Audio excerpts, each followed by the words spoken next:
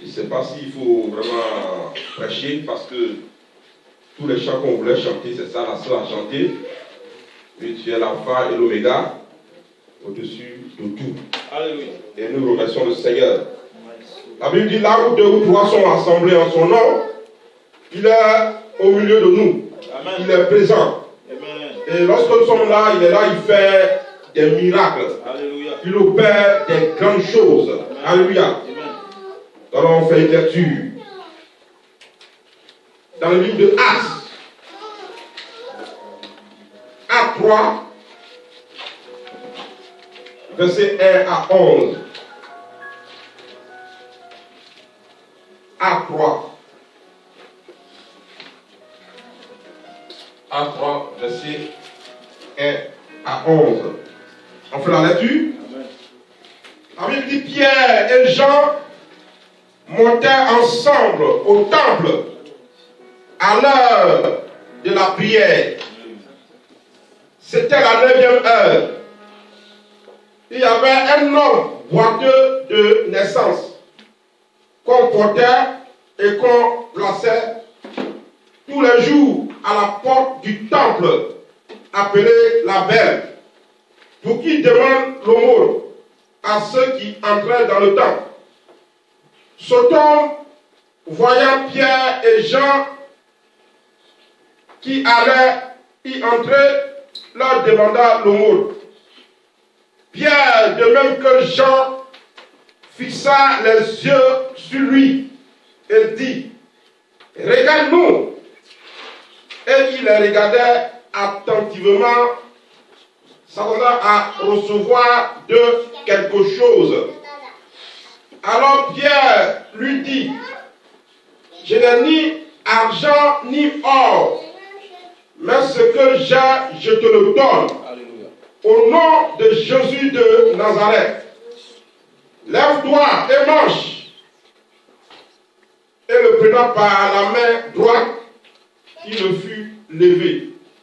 Au même instant, ses pieds et ses chevilles deviennent fermes. D'un saut, il fut debout et il se mit à marcher et entra avec eux dans le temple, marchant, louant et marchant, sautant et louant Dieu. Alléluia. Amen. Nous remercions le Seigneur. Le texte que nous venons de lire,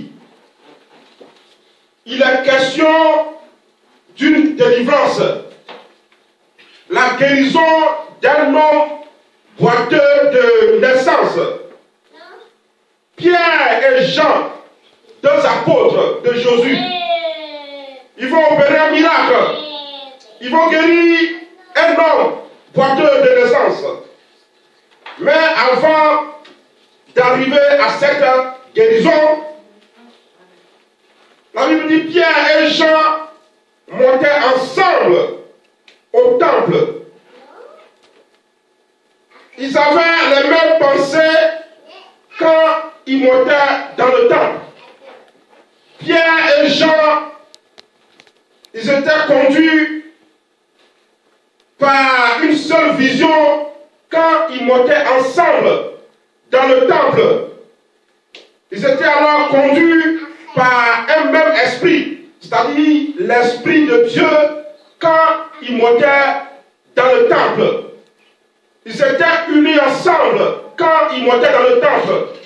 Ils avaient une seule vision quand ils montaient dans le temple. Alors, ils vont opérer un miracle. Ils vont guérir un homme boiteux de naissance. Alors, ce matin, le thème de notre message, l'unité dans l'église produit des miracles. Alléluia. L'unité dans l'église produit des miracles. Voilà deux apôtres de Jésus. Pierre et Jean nous montrent l'importance de s'unir dans l'église. Que Dieu, ça produit des miracles. Ça fait relever des grands défis. Alléluia. Amen. On va lire dans Actes 2, à partir du verset 42 à 46. Acte 2. Acte 2, 42, verset 46. Tout le monde le vit marchant, donc acte 2, il persévéra dans l'enseignement des apôtres, dans la communion fraternelle, dans la fraction du pain et dans les prières. La crainte s'emparait de chacun. Et il faisait beaucoup de prodiges et de miracles par des apôtres. Tous ceux qui croyaient étaient dans le même lieu et ils avaient tous en commun. Ils vendaient leurs propriétés et leurs biens et ils en partageaient le produit entre eux, selon les besoins de chacun. Ils étaient chaque jour tous ensemble assidus au temple. Ils rompaient le pain dans les maisons et prenaient leur nourriture avec joie et simplicité de cœur. Alléluia. Ils étaient tous dans le temple. Ils étaient ensemble dans le temple et ils faisaient des miracles. Ils faisaient alors des grandes choses. Ils relevaient des défis. Alléluia. Alors si nous voulons relever les défis, nous devons nous unir. Alléluia. Nous devons être animés d'un même esprit. Nous devons être animés d'une même pensée. Et nous devons être conduits par le même esprit. L'esprit de Dieu vivant. Alléluia. Parce que si on n'est pas conduit par un même esprit, nous ne pouvons rien faire ici à Meaux. Alléluia. Si on ne regarde pas dans la même direction, on n'est pas conduit par le même esprit, nous ne pouvons rien faire à Meaux. La Bible dit Pierre et Jean, ils montaient ensemble dans le temple. Ils avaient une vision. Une seule vision était devant eux. La vision, c'est que le paralytique rentre dans le temple. Alléluia. Ils avaient une seule vision. Alors nous devons marcher ensemble. Nous devons rentrer dans le temple ensemble. Quand nous rentrons dans le temple, c'est quel esprit qui nous anime? Est-ce que d'autres rentrent avec l'esprit de Dieu et d'autres aussi rentrent avec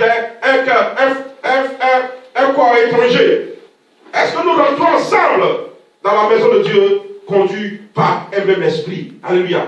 Est-ce que nous rentrons dans la maison de Dieu, nous avons une seule vision ensemble?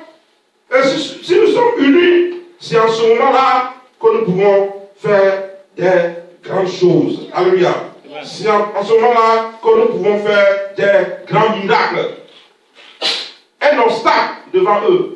Un homme boiteux de naissance qu'on plaçait devant le temple. Alléluia. Il faut alors relever ce défi-là. Il faut relever ce défi. Ils vont s'unir. Pierre et Jean, ils vont avoir une seule vision. Leur vision, c'est de prier pour le paralytique et qu'il rentre dans la maison de Dieu. Alléluia. C'était leur vision. Et nous aussi, nous devons avoir une vision en commun. Alléluia. On va lire le verset 4. Dans cette sortie. Acte 3, à partir du verset 4.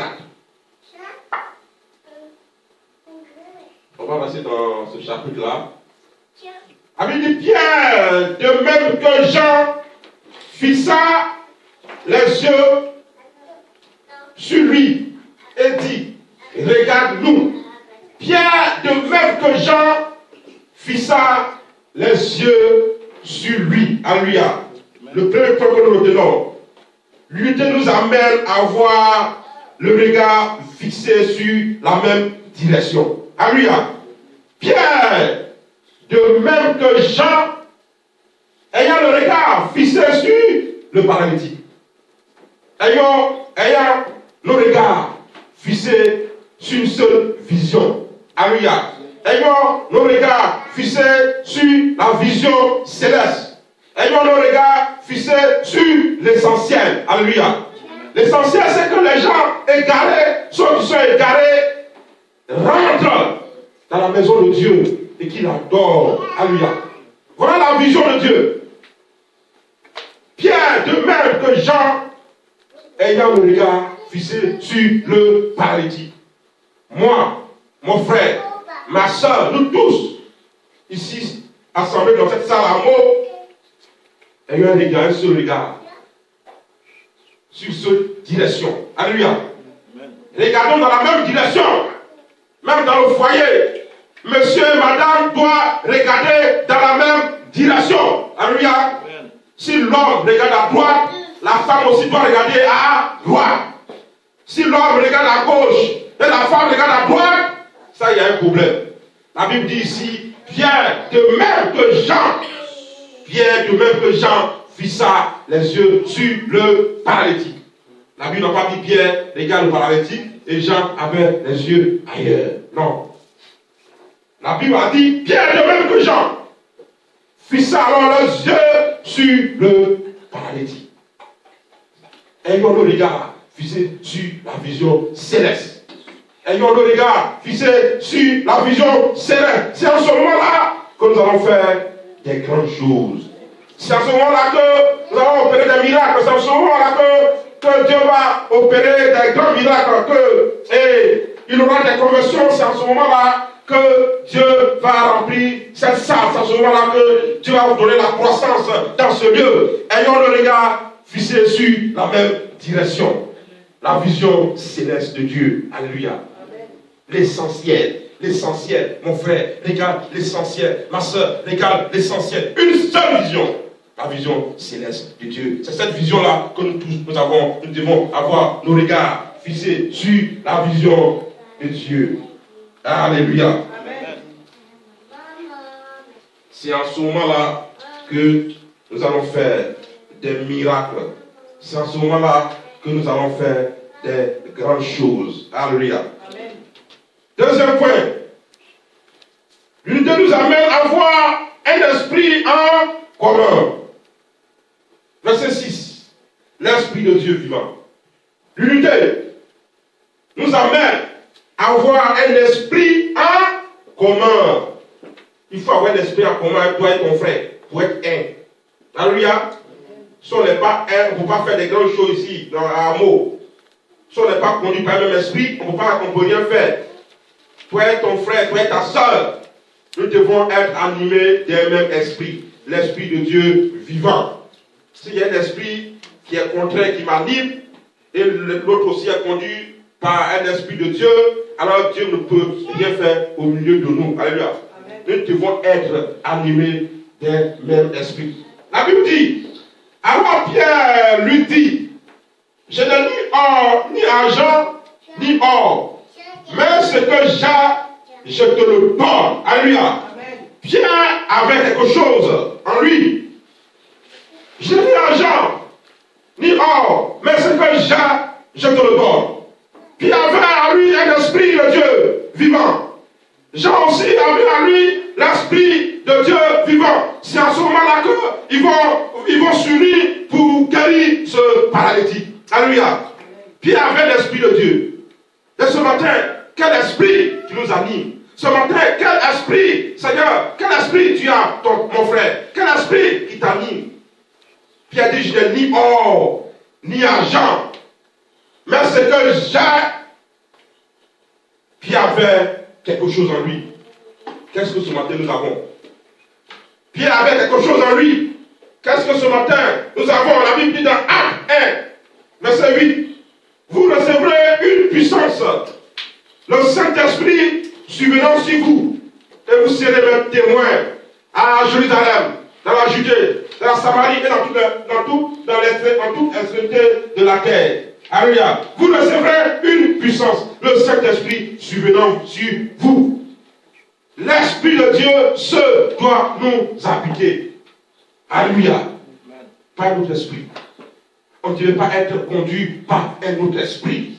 Alléluia. Nous devons être conduits par l'Esprit de Dieu. L'Esprit de Dieu vivant. En commun, à ce moment-là, nous pouvons faire des grandes choses dans l'amour. Nous pouvons, Dieu va opérer des grandes choses et nous verrons la croissance au milieu de nous.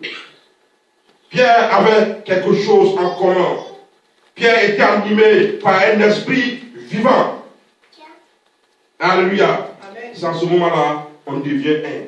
Lorsqu'on devient un, on fait des grandes choses. Lorsqu'on devient un, vous allez voir que Dieu va commencer à opérer. S'il y a vraiment l'unité, Dieu va commencer à opérer des grandes choses. Et la salle, Dieu va faire croître. Il y a un chant qui dit, nous sommes un dans un lieu d'amour. Nous sommes un dans un lieu d'amour. Notre esprit est uni. Notre esprit est uni avec qui? Notre esprit est uni avec l'esprit de Dieu. C'est en ce moment-là qu'on devient un. Alléluia. Mon esprit avec l'esprit de mon frère doit être unis ensemble. En ce moment-là, on devient un. Si mon esprit est uni avec un esprit de rébellion, si mon esprit est uni avec un autre esprit, je ne peux pas être un avec mon frère qui est en face de moi. Nous ne pouvons pas être un et Dieu ne peut rien faire. Notre esprit doit être uni. Notre esprit, notre pensée, notre esprit doit être uni avec l'esprit de Dieu. C'est en ce moment-là qu'on devient un devant la face de Dieu. Alléluia. Pierre et Jean vont s'unir. Ils vont être conduits par le même esprit. Ils vont avoir une seule vision. Et ils vont faire relever un défi. Alléluia. Il y a un défi qui nous attend ici. Que les âmes égarées soient sauvées. Alléluia. Que cette salle-là, on puisse avoir une croissance. C'est le défi qui est devant nous. Nous tous, nous devons regarder ce défi-là. Alléluia.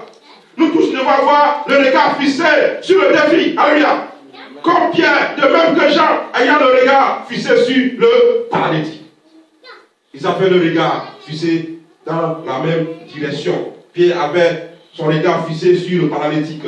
Jean aussi avait le regard fixé sur le paralytique. Et ils vont opérer un miracle. Alléluia.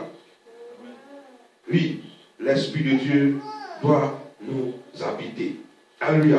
L'Esprit vivant de Dieu doit nous habiter. Verset 7, on va le lire. Verset 7. Toujours dans A3, verset 7. Verset 7. Il a répondu. Il le prenant par la main droite et il fut levé. D'abord, verset 6 d'abord. Hein, mon frère, oui, on va montrer un peu verset 6. Verset 6, voilà. Alors Pierre lui dit, je n'ai ni argent ni or, mais ce que j'ai, je te le donne. Au nom de Jésus de Nazareth, lève-toi et marche. Alléluia. Lève-toi et marche. Cet homme paralysé, cet homme couché devant le temple, il symbolise, ou il représente, ou il est le type d'homme sans Dieu, qui est égaré par le péché. L'homme qui ne connaissait pas Dieu. Lorsqu'on ne connaît pas Dieu, le péché nous amène loin. Le péché n'est pas bon. Le péché, ça détruit la relation entre l'homme et Dieu. Le péché, ça détruit le cœur. Et le péché, ça nous amène à la porte du temple. Alléluia. Le temple, c'est la présence de Dieu. Ce homme était devant le temple. Et aussi dans l'église. Il y a des gens, moi aussi, moi le premier. Il y a des gens qui viennent dans l'église. Mais ils représentent ce homme-là qui est devant le temple. Bien sûr qu'ils sont dans l'église. Bien sûr, quand je suis dans l'église, c'est des gens qui n'ont pas véritablement donné leur vie à Dieu. Des gens qui, disons, qui mènent encore une vie religieuse. Des gens qui sont à l'église, mais ils sont encore dans le monde. Alors, ils ne sont pas véritablement sauvés. Ils sont alors à la porte du temple. Alléluia. Ils sont à la porte du temple. Bien sûr que physiquement, sur le plan physique, ils sont à l'église, mais sur le plan spirituel, ils sont à la porte du temple.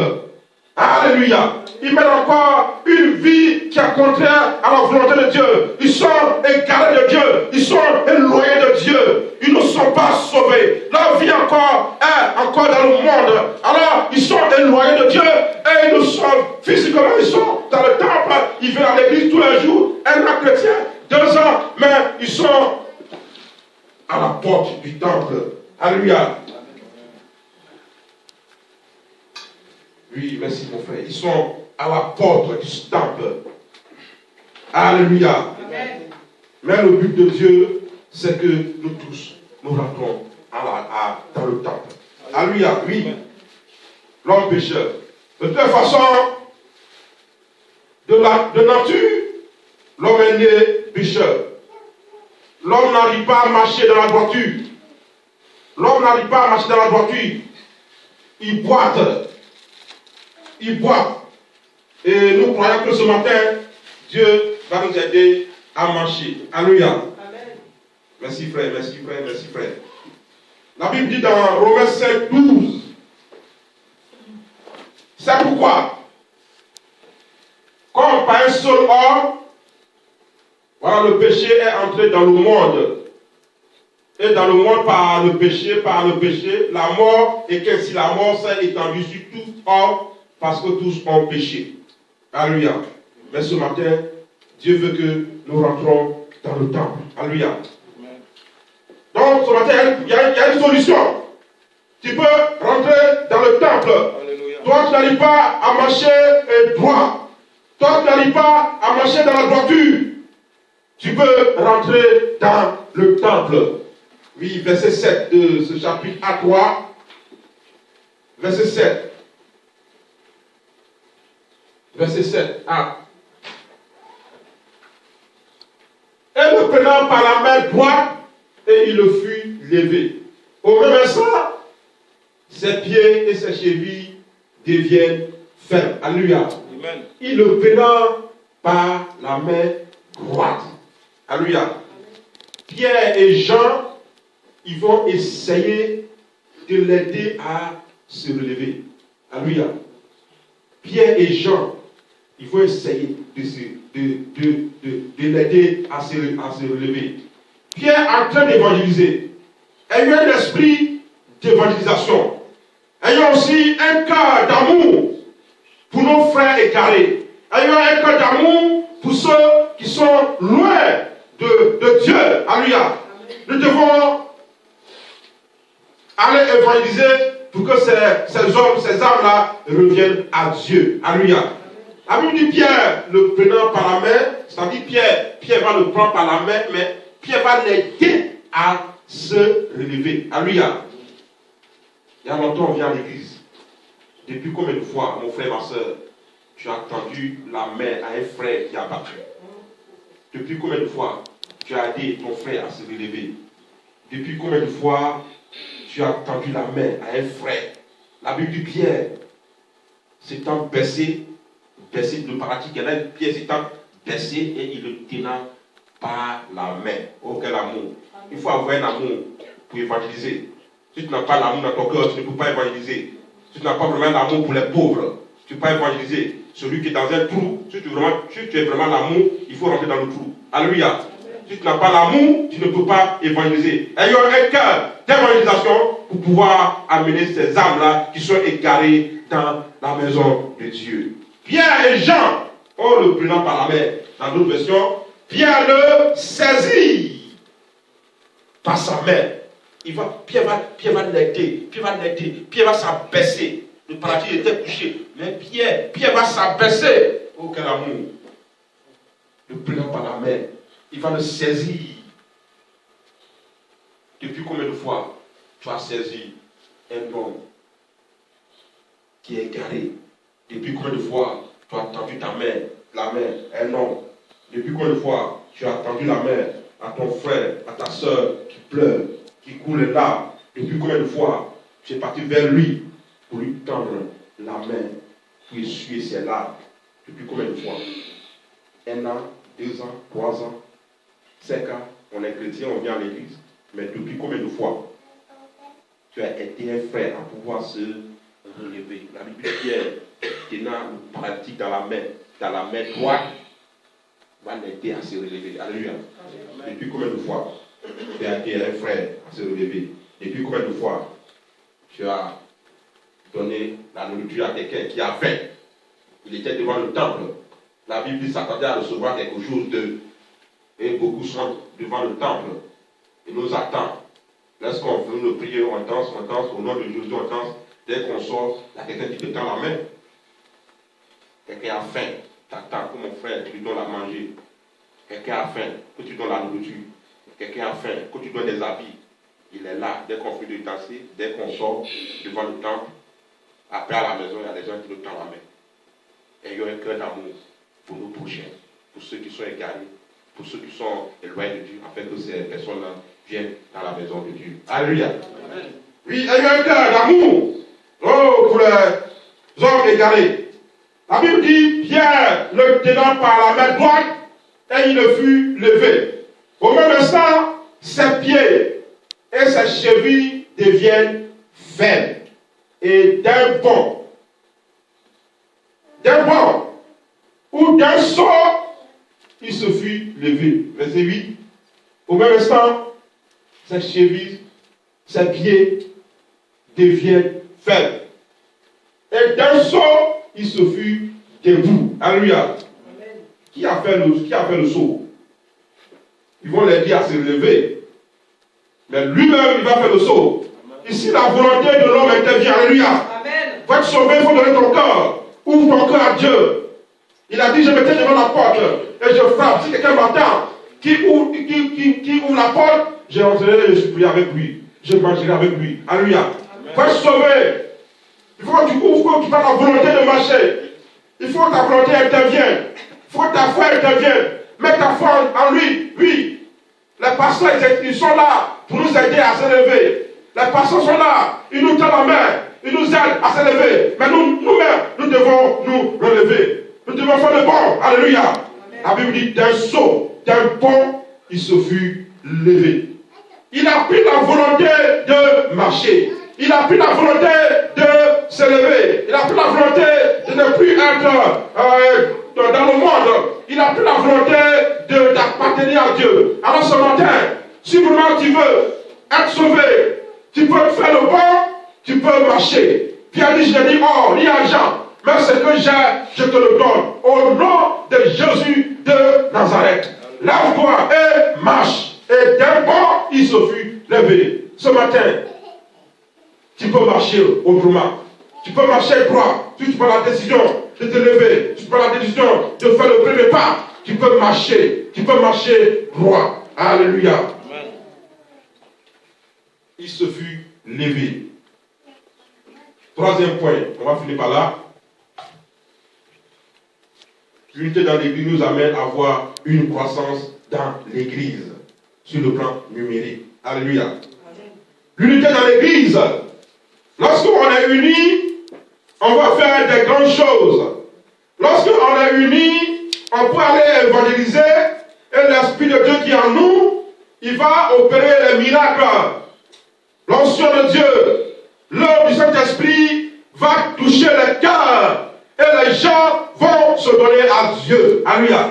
Lorsqu'on est unis, tout à l'heure le frère dans l'enseignement l'a dit, lorsqu'on est unis, et l'Esprit de Dieu, c'est l'Esprit de Dieu, disons l'onction de Dieu, l'onction du Saint-Esprit, qui touche les âmes égarées, que les gens viennent à l'église. Il était dans le temple, il était devant le temple. Lui qui ne pouvait pas marcher, d'un saut, il se mit à marcher, alors il entra dans le temple. Lui qui ne pouvait pas rentrer dans le temple. Lorsqu'il est rentré dans le temple, il y a eu 1, 2, plus.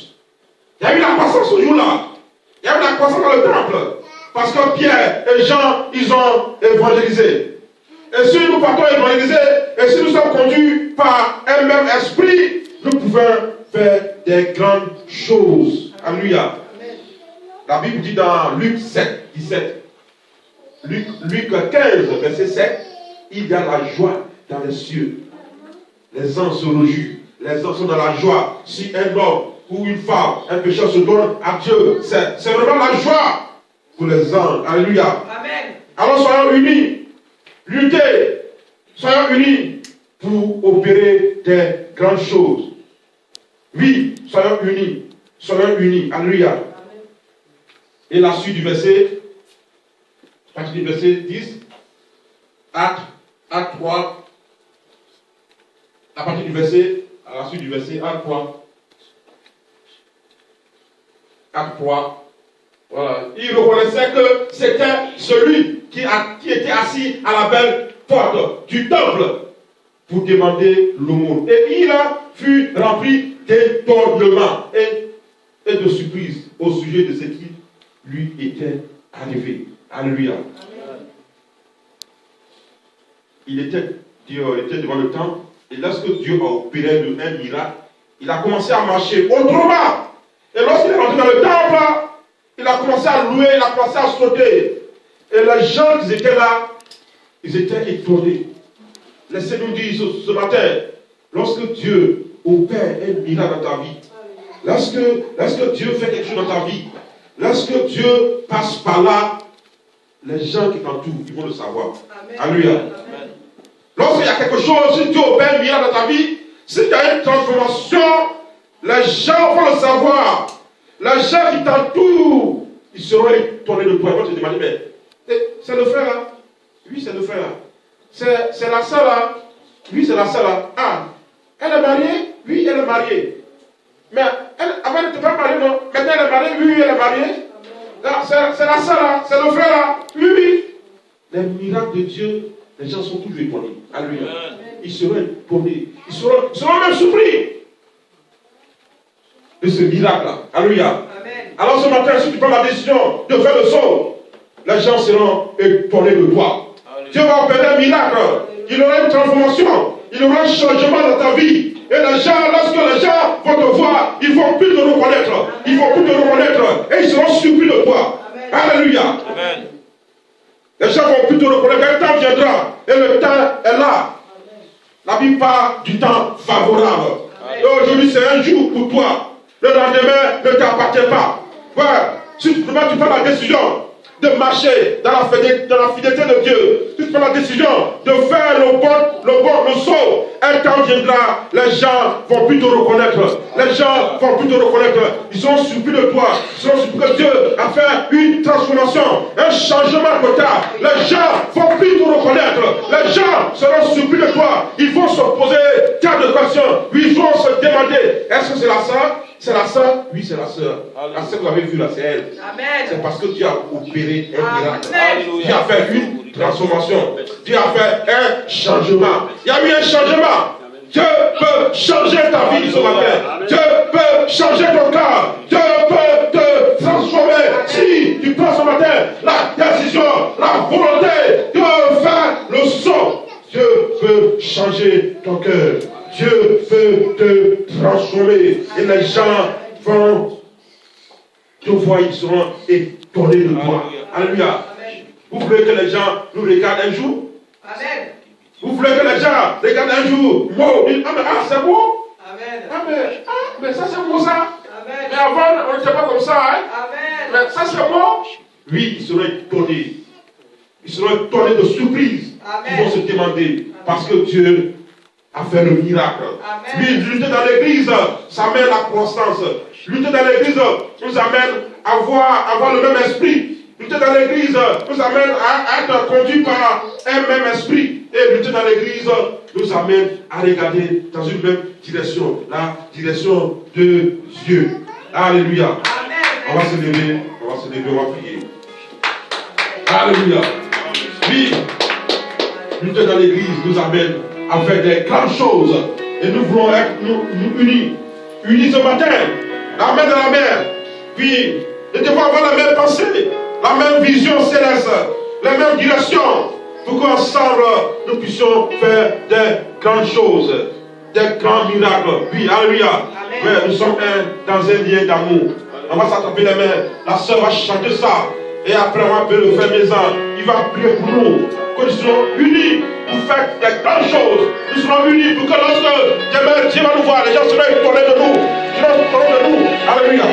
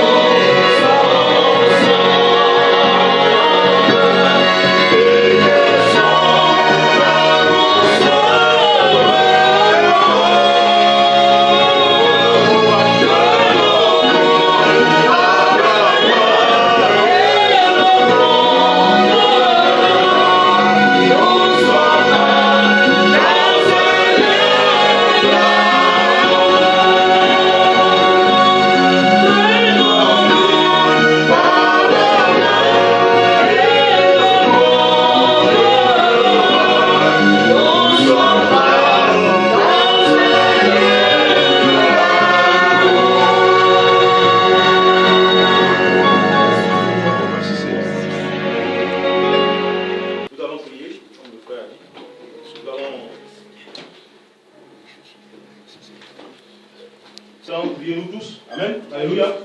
Nous allons prier pour l'unité. Alléluia. Il a dit que l'unité nous amène à avoir des regards fixés sur la même vision. La vision, c'est la vision de Dieu. Le salut des âmes. Ce que Dieu veut, c'est que les hommes, les femmes dans cette ville soient sauvés. Et c'est ce qu'il nous demande. Nous allons prier, bien aimés, tous ensemble. Nous allons demander au Seigneur de nous venir en aide, que nous ayons cette vision, que nos regards soient fixés sur cet élément qui est essentiel pour Dieu. C'est ce qui importe pour Dieu. Nous allons prier pour que Dieu nous aide à poser notre regard sur cette vision-là, pour que nous puissions travailler ensemble, que nous puissions nous unir. Élevons la voix ensemble.